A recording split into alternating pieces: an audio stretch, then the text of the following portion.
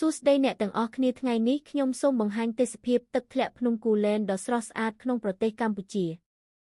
ភ្នំគូលែនគឺជាភ្នំដ៏ពិសិដ្ឋមួយដែលមានចម្ងាយប្រហែល50គីឡូម៉ែត្រពីខេត្តសៀមរាបទឹកជ្រោះដែលអ្នកបានចែករំលែកគឺជាចំណុចលេចធ្លោមួយរបស់វាដែលហ៊ុមព័ទ្ធដោយព្រៃខៀវស្រងាត់និងពេញនិយមទាំងអ្នកស្រុកនិងអ្នកទេសចរសម្រាប់ការហែលទឹកនិងជ្រើសរើសអាហារទីតាំងនេះក៏មានសារៈសំខាន់ជាប្រវត្តិសាស្ត្រដែលព្រោះវាត្រូវបានគេចាត់ទុកថាជាកន្លែងកំណើតនៃអាណាចក្រខ្មែរបុរាណ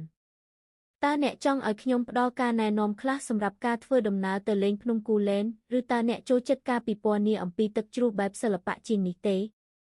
Hello everyone. Today I would like to introduce you to the beautiful scenery of Mount Kulen Waterfall in Cambodia. Phnom Kulen is a sacred mountain located about 50 kilometers from Siem Reap. The waterfall you shared is one of its highlights, surrounded by lush jungle and popular with both locals and tourists for swimming and picnicking. The site is also historically significant, as it's considered the birthplace of the ancient Khmer Empire. Would you like me to give you some travel tips for visiting Kulen Mountain, or would you prefer a more artistic description of the waterfall?